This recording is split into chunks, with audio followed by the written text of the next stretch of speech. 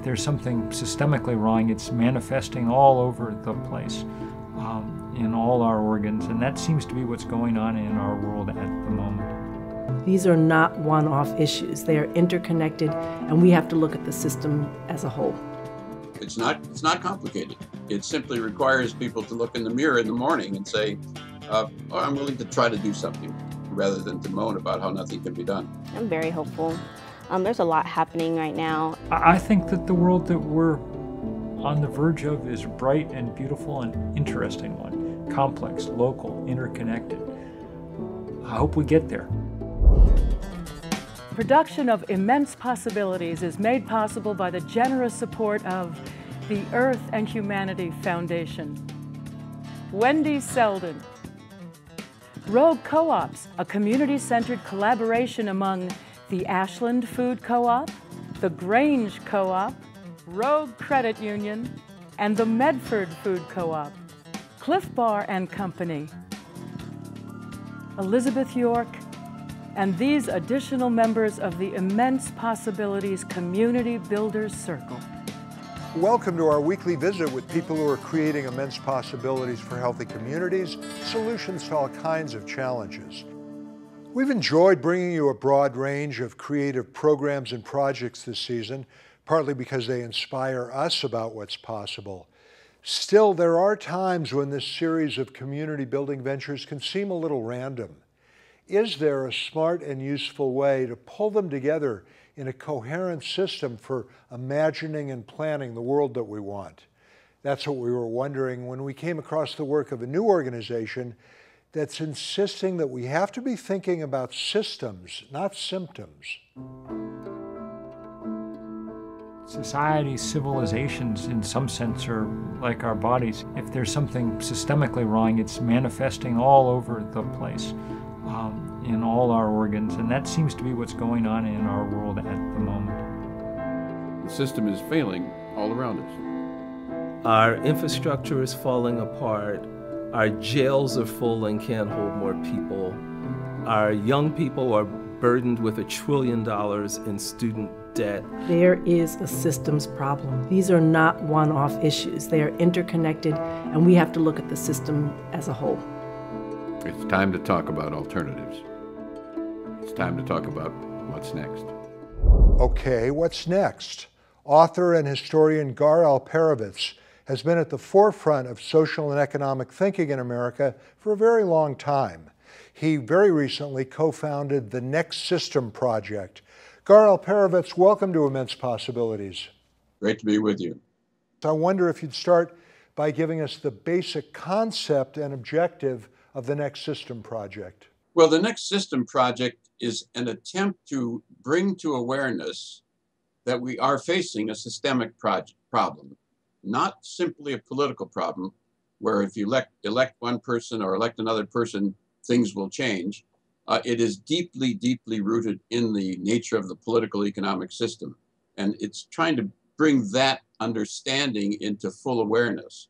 But to say the problem is American capitalism, that is the system, but simultaneously the traditional models of state socialism, that system also doesn't work. If neither of the traditional systems work, and we're facing something so deeply anchored in the political economics we face, then it's time to talk about what is the next system. How do we build something creative that comes out of our experience, our knowledge, and gets beyond the two dead ends? And I'm thinking of the taboos that have been prevailing, like the use of the word socialism. You very rarely ever hear a political leader, someone in prominent political position, ever use the word except to trash it. It feels manipulative and frustrating for people trying to develop the best systems in their communities. Are we getting past that? The poll data says we are.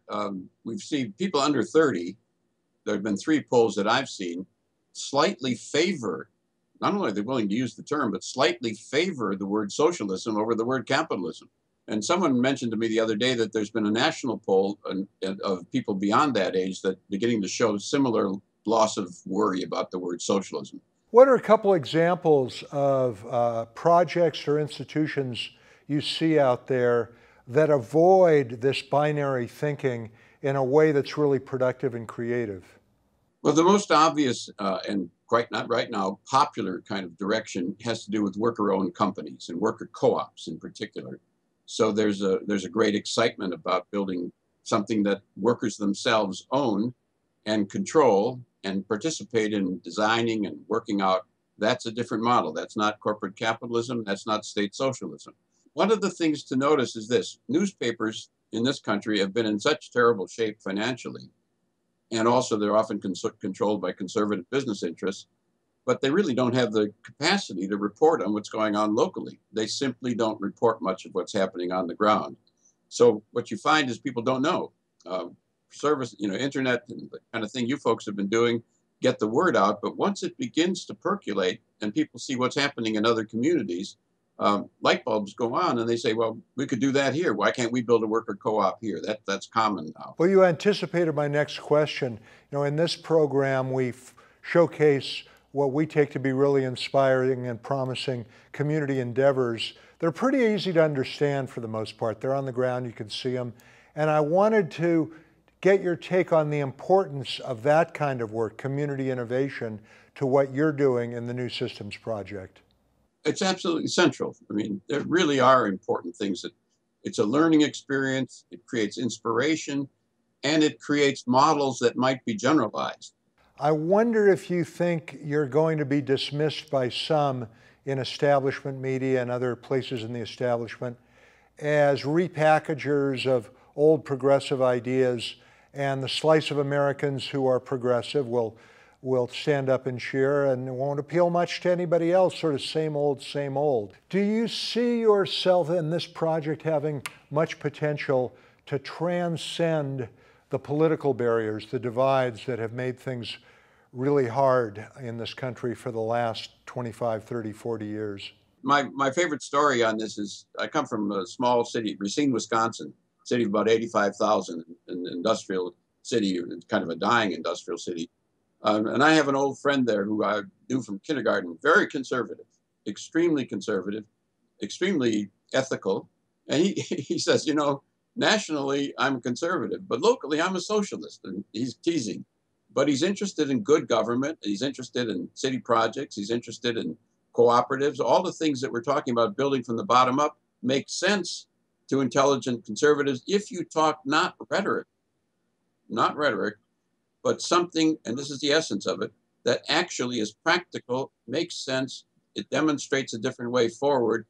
We're finding people kind of light up and say, that's an interesting idea. Why don't we do more of that? Why don't we expand it? In some sense, it's our problem, but this is a problem that happens in history all the time. It happened with the founding fathers.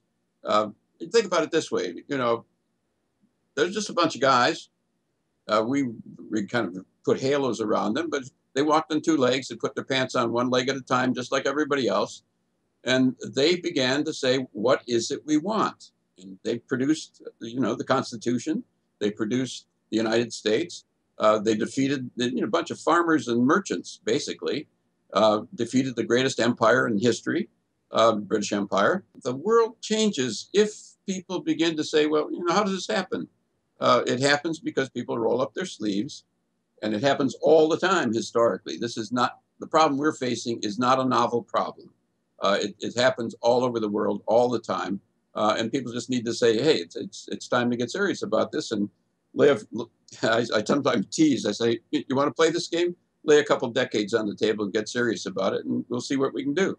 I'm imagining another segment of potential skeptics about your current work who would say that good ideas languish on the shelf because our lawmakers and our media and our established interests are in the moneyed control of interests who don't much want to see change. And until we change that, until we crack the power of special interest money, it doesn't matter how good these ideas are, they're not going to go very far. Yes and no. Yes, there is special interest money. Yes, they control a lot. But it is not the case that you can't do anything. And you don't crack things by waving a wand. You crack the stranglehold by building from the bottom until you build more and more power. You write in your report about several shifts that are necessary, and one is from short-term to long-term thinking. And I don't think I've ever met anybody who wouldn't agree with that as a premise. How do we do it? Concretely, how do we move out of our short-term thinking patterns and all the encouragement and incentives to think that way out in the culture towards long-term thinking? One of the things that you can do is simply this. You get half a dozen friends, get some pizza and beer or whatever you like, read something about what other people are actually doing right now, and then find some concrete step that could be taken locally, and then begin to support each other to try to do it. That's a winning success story almost all the time, because people get their hands dirty and begin to get into it and realize they can, if somebody can do it in another community over time and begins to build a group, begins to build out more people, they begin to see that is indeed slowly how you begin to build more and more power towards a new direction. It's not complicated. It simply requires people to look in the mirror in the morning and say, oh, I'm willing to try to do something, rather than to moan about how nothing can be done. Another of the goals you underline in your report is to crack through the national media silence. Also a goal that sounds like a linchpin, a key to all this, because we can't have the discourse we need with a silent media. How concretely and specifically can those of us who want that outcome help it come about? There is a way to crack the media, which is to roll up your sleeves and make things happen, and all of a sudden they come running. They want to be involved. So it's, you know, the answer to all of this always comes back to what is it that you personally are willing to do.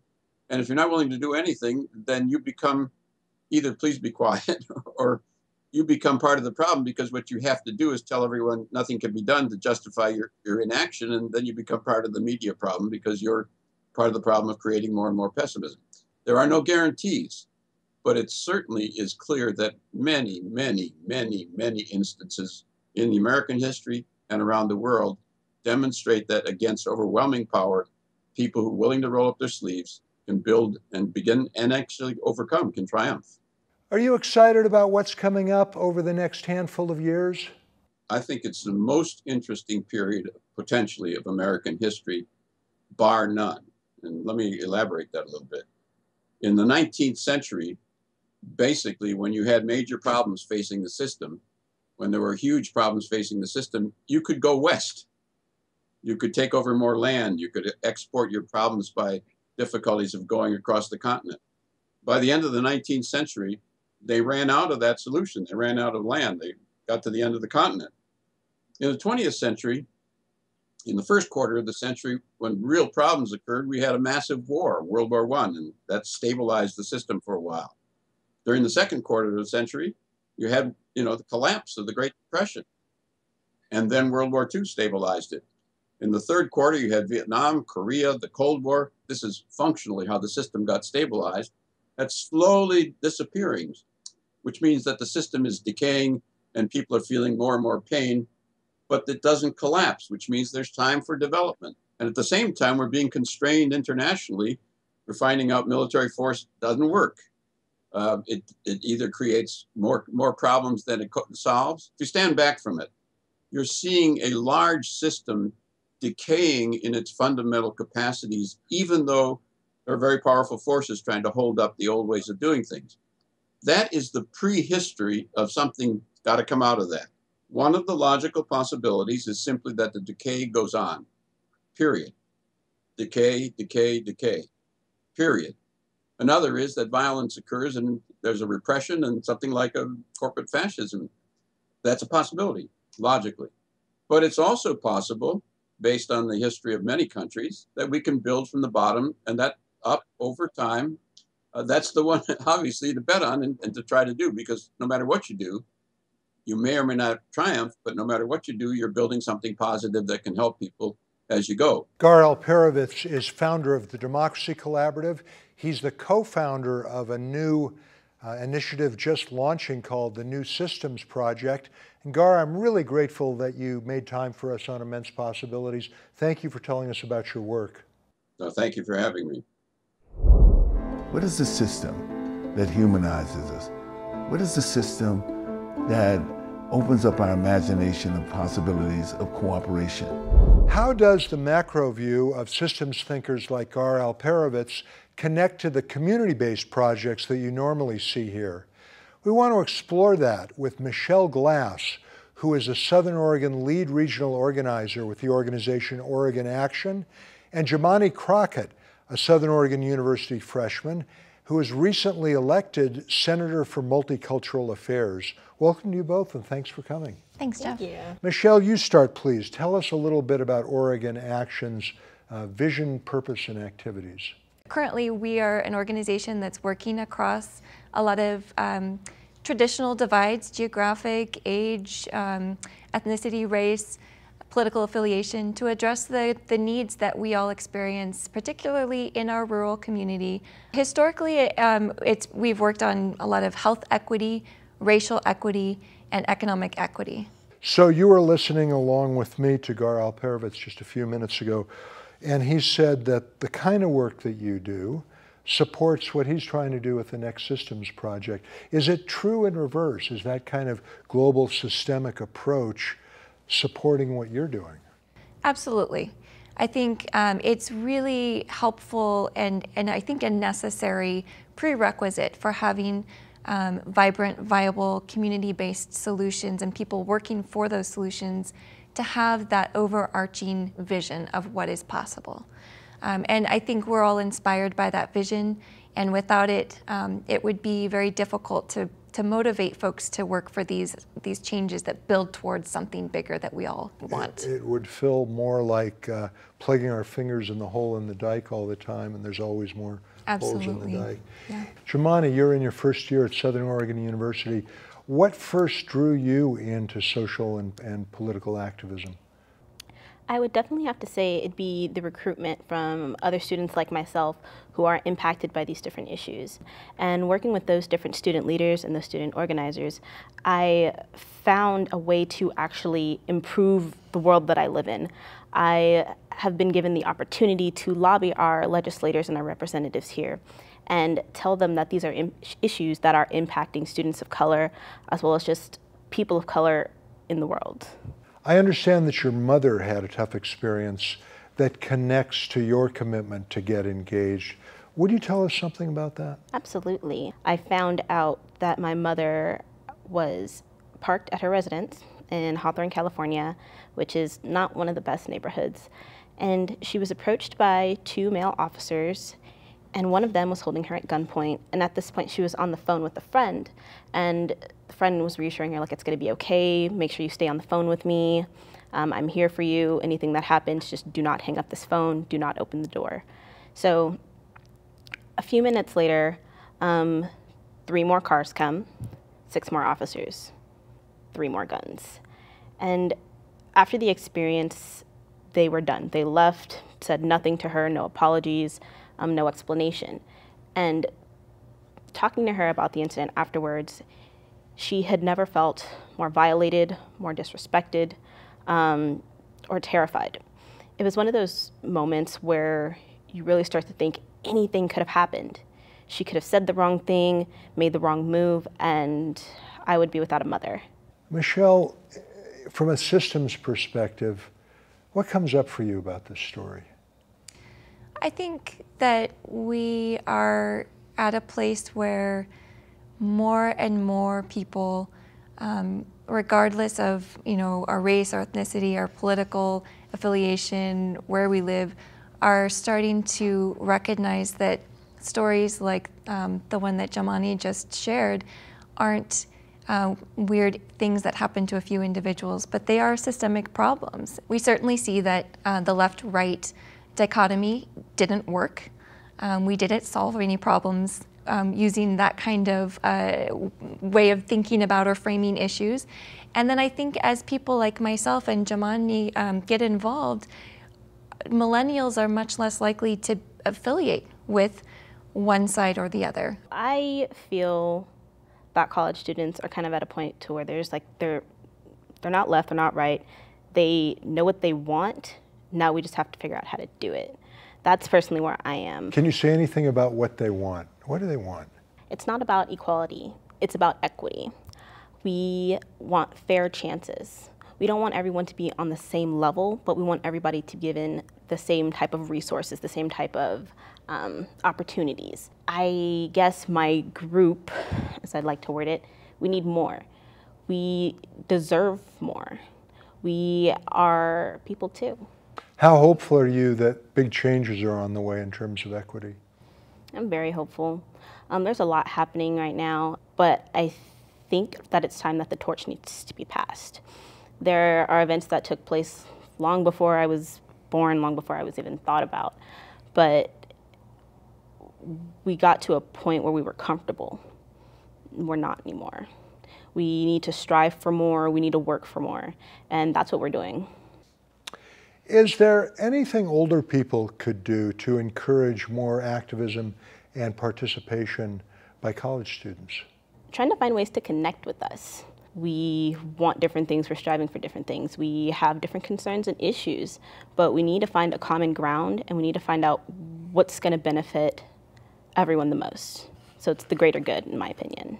I think it's about, in the end, it's about community conversations. That's where I really am able to get a clear sense that left-right dichotomy is changing. Because even people who come into the conversation and hear some of those buzzwords and start to tense up and have a certain reaction, we're able to have a conversation. Recently, we were talking with a lot of small business owners who were saying, I'm really concerned that you're working to raise the minimum wage. I feel like that's going to threaten my business and what I've worked for.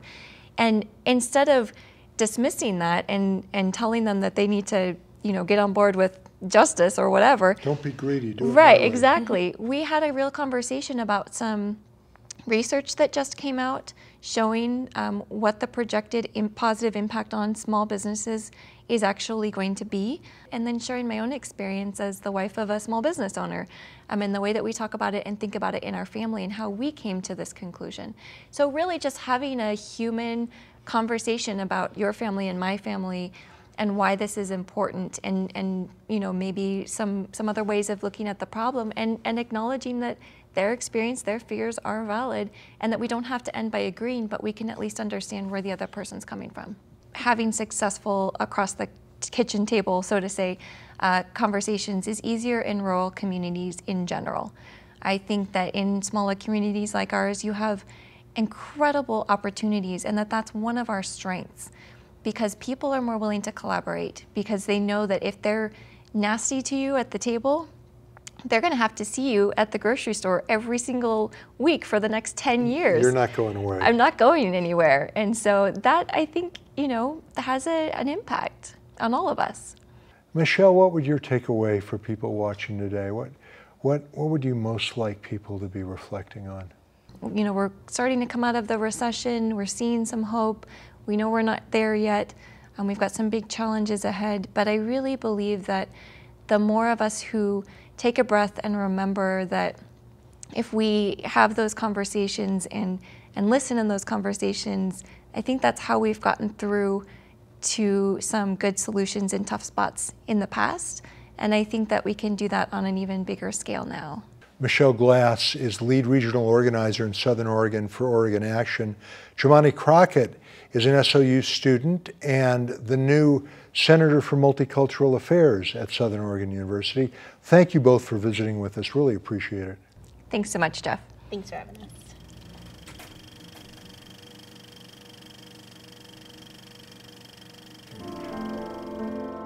As systems fail, individual and community creativity explodes, and that's what we have seen. People in this country are solving the problems themselves. They're coming up with new models and strategies, and within those models and strategies are the kernels of a systemic way to move forward. Land trusts, cooperatively owned businesses, Sustainable energy, state-owned banks, urban gardening, and urban farming. These small successes taken together are a proof of concept that this can happen on a larger scale. we're compelled to search for alternatives, not just analytically, but in how we live and what we do, how we organize our daily lives. And that has tremendous potential. All bets are off in terms of our previous thinking. Our ways of thinking about the economy and our ways of thinking about politics have proven an abject and utter failure. The good news is we have no choice but to adopt revolutionary thinking. I like that.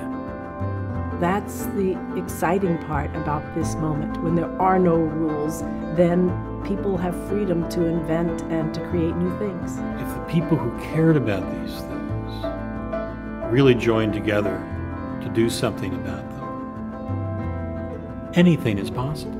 The biggest worry for me is that we don't try, is that we don't push for what we know is right, for what we know is possible. I think that the world that we're on the verge of is a bright and beautiful and interesting one, complex, local, interconnected. I hope we get there. And that's it for this edition of Immense Possibilities. You can find out more or send us suggestions at immensepossibilities.org or visit our Facebook page and like and share us there. Thanks very much for watching. I'm Jeff Golden. Till next time, please do what you can do.